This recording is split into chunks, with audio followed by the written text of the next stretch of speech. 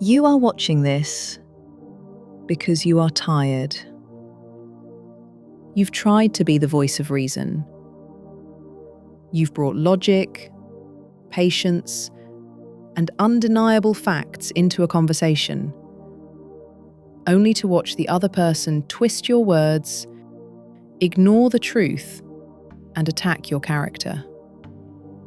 You walked away feeling completely drained, wondering why you even tried. Here is the hard truth. You never had a chance.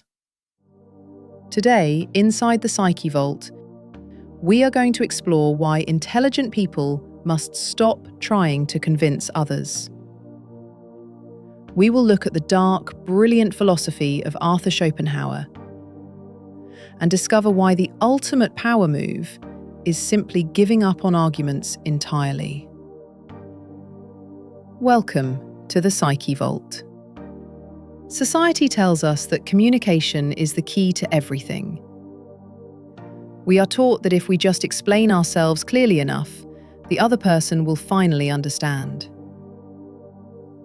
Over 200 years ago, Arthur Schopenhauer laughed at this naive idea. In his controversial work, The Art of Being Right, he made a brutal observation about human nature. He realized that people do not argue to find the truth. They argue to protect their ego. To understand why your arguments always fail, you must first understand the anatomy of the person you are arguing with. When Schopenhauer spoke of a fool, he was not talking about a lack of formal education. He was talking about intellectual dishonesty. An intelligent mind seeks to align its beliefs with reality.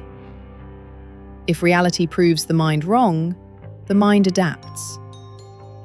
But the ego defender operates in reverse. They decide what they want to believe first, and then forcefully bend reality to fit their narrative. Schopenhauer called this driving irrational force the will. When you present a fact that contradicts their worldview, they don't see it as a moment of enlightenment. They see it as a direct, hostile threat to their identity. For a fool, admitting they are wrong feels like admitting they are inferior, and they will fight to the death to avoid that feeling. Schopenhauer did not just observe this tragedy. He mapped the battlefield. He compiled 38 distinct stratagems, dark, manipulative tactics that the ego defender uses when logic fails them. Watch how a typical argument unfolds when you corner someone with the truth. First, they feel the weight of your facts. They realize they cannot win the debate on your terms. So, they deploy stratagem number 18, the pivot. Suddenly, they change the subject entirely. They bring up a mistake you made 3 years ago. They answer your question with an irrelevant question. They are not doing this by accident. They are sinking your ship before you can reach the harbour. If you refuse to take the bait, if you force them to stay on topic, they will escalate to stratagem number 8, provocation. They will stop attacking your argument and start attacking you. They will mock your tone, twist your words, and press your deepest emotional buttons. Why? Because an angry mind loses the ability to reason. If they can make you lose your temper, your logic crumbles, and they regain control. And if there are other people in the room, the situation becomes even darker. This is when they execute stratagem number 28, the appeal to the audience. When the manipulator cannot defeat you with facts, they will stop talking to you and start performing for the crowd. They will make a joke at your expense.